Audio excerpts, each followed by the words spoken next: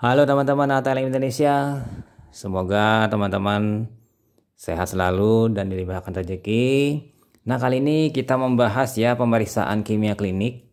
Materi yang kita bahas untuk teori praktek kali ini adalah HDL dan LDL kolesterol kolorimetrik. Yang mana di channel ATLM Indonesia ini materinya spesial untuk siswa-siswi SMK, TLM, dan D3, D4 TLM yang akan melakukan praktikum pemeriksaan kimia darah di semester genap ya biasanya ini.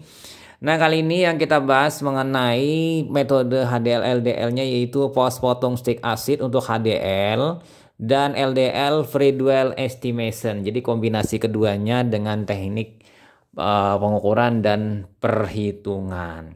Langsung saja kita simak dulu HDL itu apa. Jadi HDL kolesterol atau bisa disebut dengan HDL atau HDLC. Jadi HDL kolesterol ini dibentuk oleh sel hati dan usus.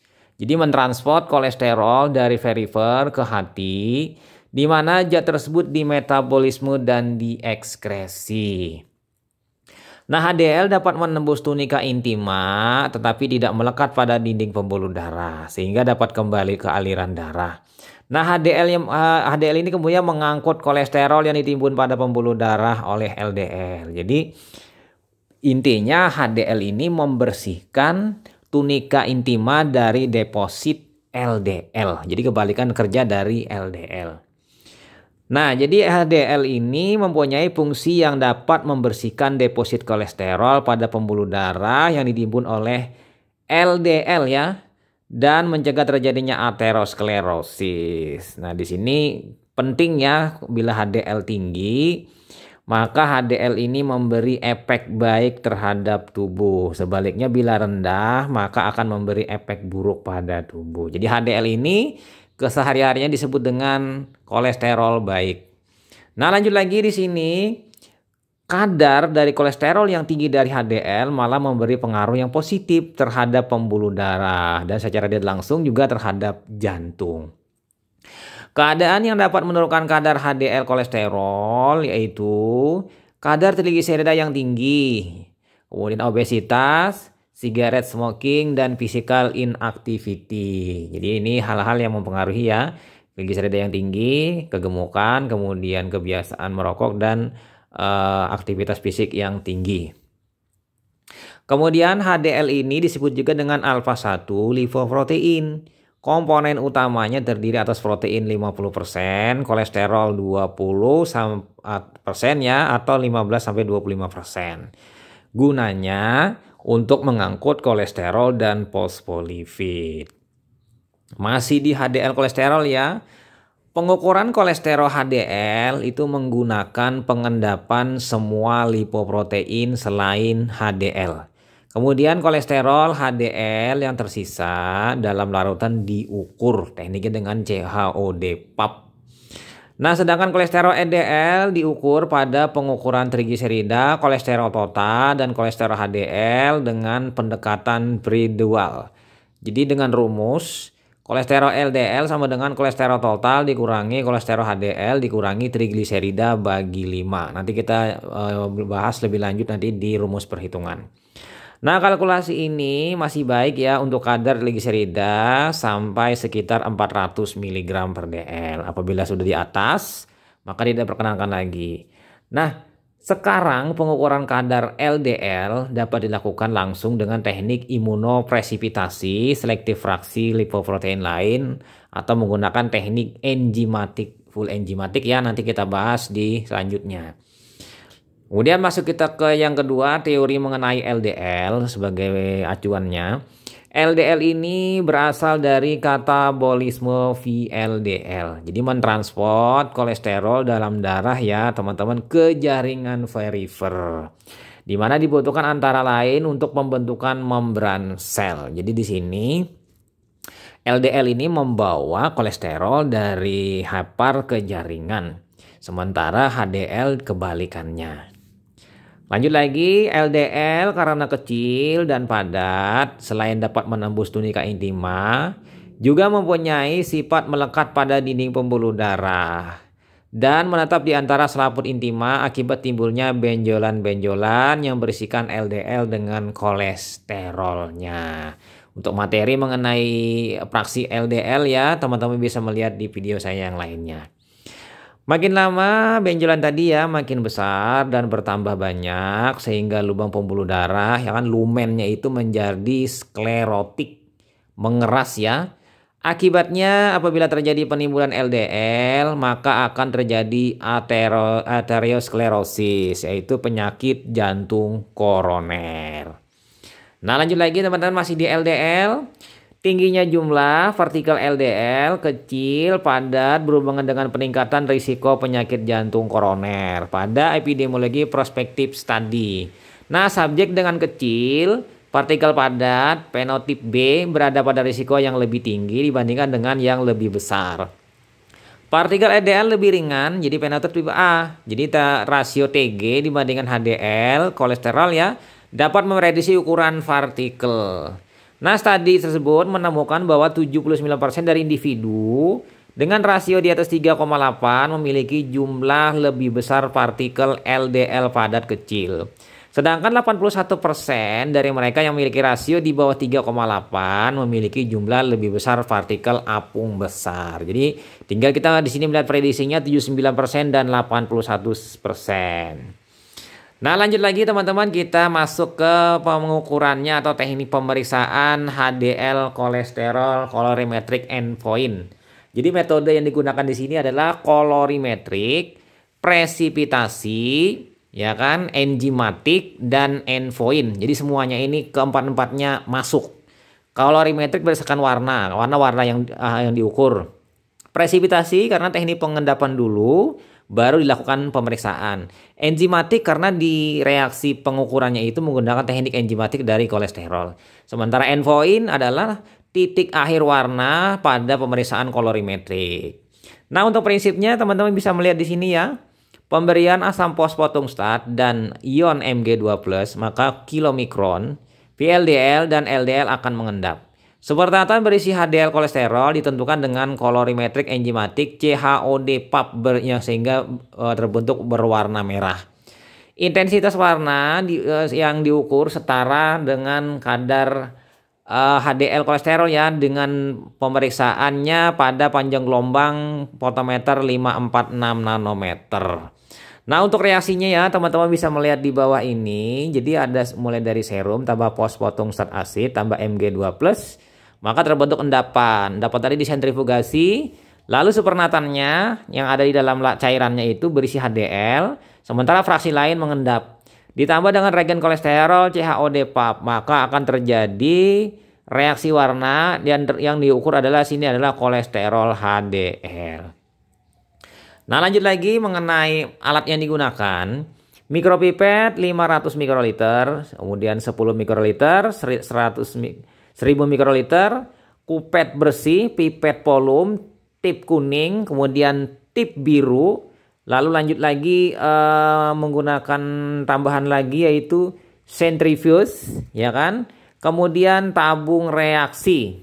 Dan kemudian ada juga water bath, kemudian fotometer panjang gelombang 546 nanometer. Jadi ini sudah disiapkan masing-masing. Dan kemudian kita lanjut lagi ke reagensianya. Nah, reagensianya kita bisa melihat di sini reagen A fosfotungstat ya kan 0,4 mmol per liter, magnesium klorida 20 mmol per liter. Sementara reagen B-nya adalah reagen kolesterol ya yang terdiri dari fosfat 35 mmol per liter, kolesterol esterase di atas 0,2 U per mililiter, kolesterol oksidase di atas 0,1, peroksidase di atas 1, kemudian 4 amino antipyrin 0,5 mmol per liter, sodium kolat 0,5 mmol per liter, diklorophenol sulfonat 4 mmol per liter, pH-nya 7,0. Nah, tambahan lain Aquades atau Akubides, kemudian kontrol serum, kemudian NaCl 0,9% untuk pengenceran. Nah, untuk stabilitas reagensia stabil setelah dibuka sampai kadaluarsa bila disimpan pada suhu ruang. Jadi penting di sini ya. Nah, lanjut lagi teman-teman, kita masuk ke spesimennya atau bahan pemeriksaan. Jadi bahan pemeriksaan yang paling terbaik adalah menggunakan serum, boleh diganti dengan plasma, heparin atau EDTA, nanti tergantung dengan kit masing-masing ya, apakah boleh tidak. Kemudian simpan suhu 20-25 derajat Celcius stabil 3 hari ya spesimennya. 2-8 derajat Celcius stabil 5 hari.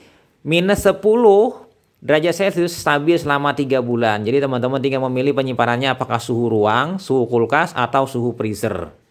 Kemudian untuk linearitas, kadar HDL kolesterol dapat dideteksi hingga 150 mg per dl. Jika lebih dari 150 mg per dl, dilakukan pengenceran 1+1 dengan NaCl ya 0,9% dan kalikan hasilnya dengan 2. Nah, bila teman-teman tidak ada NaCl 0,9%, teman-teman bisa menggunakan Aquades atau Aquabedes sebagai pengencer.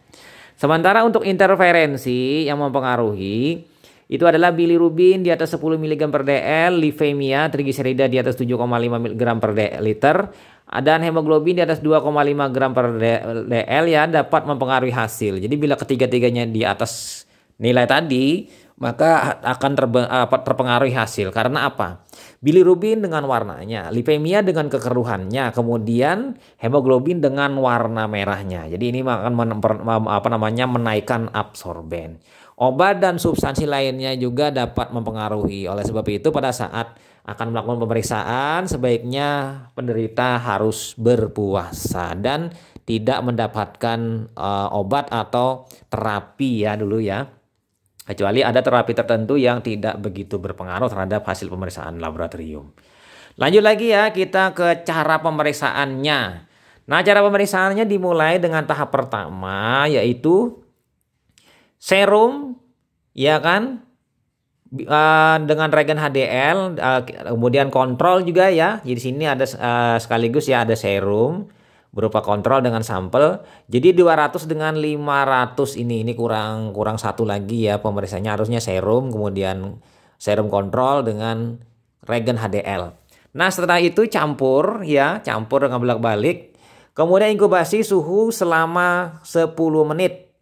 Sentrifus kecepatan 4000 rpm selama 10 menit. Jadi kecepatannya lumayan tinggi ya. Selama 10 menit, supernatan dipisahkan untuk diperiksa ya. Nah, setelah siap maka masukkan supernatan tadi ke dalam tabung-tabung yang telah kita siapkan sebanyak 3 buah. Pertama belangko, kedua kontrol, ketiga sampel. Ya kan ada 3 ini. Nah, kita bisa melihat di sini. Aquadesnya 10 mikroliter, supernatan kontrol 50 mikroliter, supernatan sampel 50 mikroliter, kemudian regen kolesterol 1000 mikroliter. Nah, homogenkan masing-masing, lalu inkubasi selama 10 menit, suhu ruang 20-25 derajat Celcius. Atau mau lebih cepat, 5 menit suhu 37 derajat Celcius. Diukur absorben standar, kontrol dan sampel ya kan terhadap belangko reagen pada panjang gelombang 54 nanometer. Ini bila menggunakan nanti ya standar. Tapi pemeriksaan HDL kolesterol ini biasanya hanya menggunakan belangko saja ya, belangko, reagen dan sampel. Nanti akan menggunakan faktor ya. Nah, lanjut lagi, ini kira-kira seperti ini warnanya. Lanjut lagi kita ke rumus perhitungannya, yaitu rumus dari Friedewald juga kita masukkan. Untuk rumus perhitungan pertama mencari HDL dulu. Jadi HDL sama dengan absorben sampel dikali faktor, yaitu faktornya 320,0. Maka akan didapatkan kadar HDL. Nah, untuk rumus Friedewald estimasi itu dengan kita lihat di sini adalah LDL sama dengan kolesterol dikurangi trigliserida bagi 5 dalam kurung dikurangi HDL. Nah, untuk mempermudahnya lalu kita ringkas rumusnya. Kolesterol dikurangi trigliserida bagi 5 ditambah HDL ya kan. Maka kita akan mendapatkan lebih ringkas ya. Selesaikan dulu trigliserida bagi 5 ditambah dengan HDL, penjumlahannya tadi, maka akan mengurangkan ke kolesterol. Maka didapatkan kadar LDL. Nah, estimasi ini mengikuti alur bahwa kolesterol total itu terdiri dari VLDL ditambah LDLC tambah HDL. Kita tahu yang namanya VLDL itu adalah 1/5 trigliserida bagi 5. Jadi 1/5 trigliserida. Nah, ada syaratnya juga menggunakan rumus Speedwell ini. Berlaku, ya kan, memenuhi itu, tapi tidak berlaku bila pertama trigliserida di atas 400 mg per dl. Satu. Yang kedua, sampel tidak puasa, karena kalau tidak puasa silomikron akan tinggi. Kemudian yang ketiga, pasien tipe 3 dengan beta VLDL, rasio trigliserida kolesterol dalam 3:1. Jadi kalau ada ketiganya ini, maka batallah penggunaan Speedwell estimasi. Nah, lanjut lagi teman-teman, ada penghitungan lain yang dimintakan oleh dokter yang mengenai CADP, ya ini prediktor independen penyakit arteri koronari. Karena kita tadi bercerita dengan masalah koronari. CADP sama dengan trigliserida dibagi HDL kolesterol. Jadi di sini nanti akan keluar idealnya kurang dari 2. Risiko tinggi 2, risiko rendah maksudnya 2 sampai 4. Apabila risiko tinggi di atas 4, apabila risiko sangat tinggi di atas 6. Misalnya trigliseridanya kadarnya 500, HDL-nya cuma 40.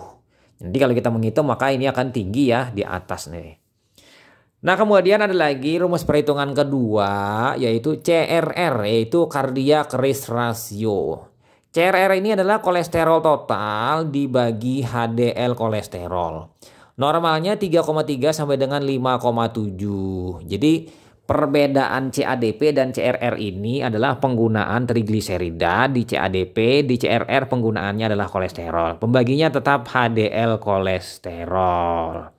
Oke ya, berarti sudah beres kita memasukkan 4 buah rumus ya, rumus mencari HDL, mencari LDL, kemudian CADP dan CRR.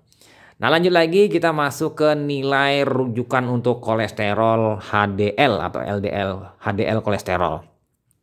Nah, berdasarkan tabel ini ternyata banyak sekali ya kelompoknya dari usia dan jenis kelamin.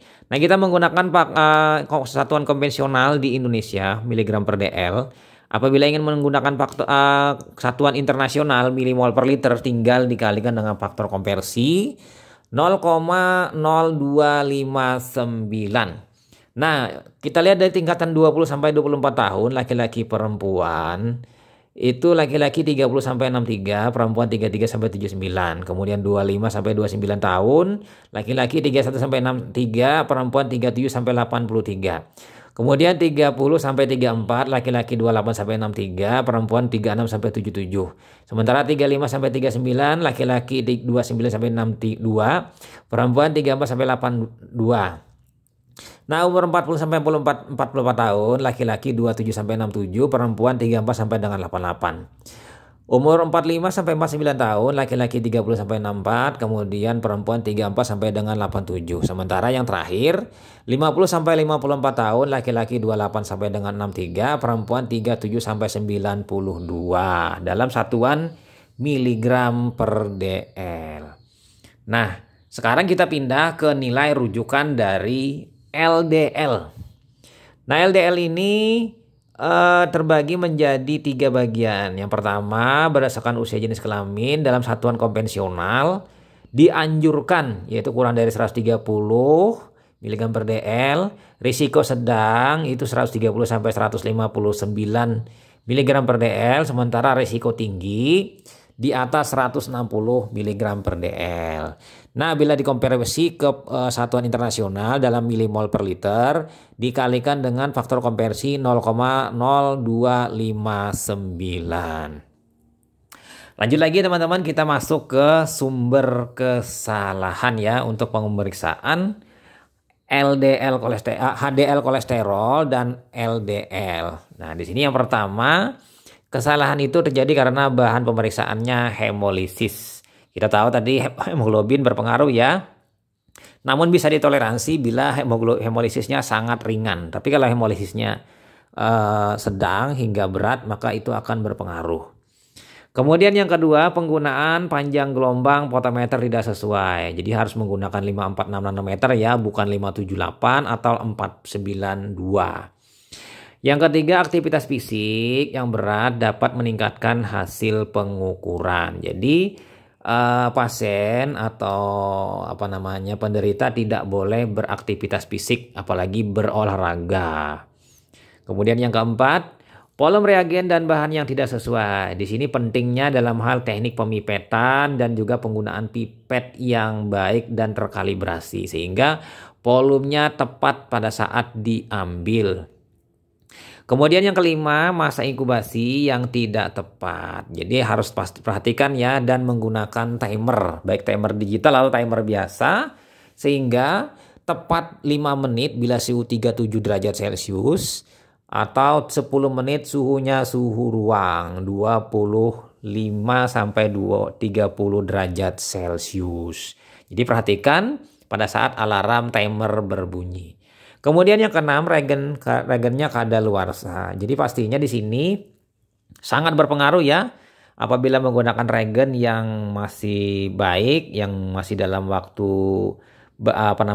di luar dari kadaluarsa. Tapi kalau sudah memasuki kadaluarsa atau expire date, maka enzim-enzim yang ada di dalamnya itu tidak maksimal atau mungkin mengalami kerusakan atau perubahan warna atau perubahan lainnya sehingga tidak maksimal bereaksi dengan sampel yang ada di dalam spesimen, misalnya HDL-nya atau LDL-nya.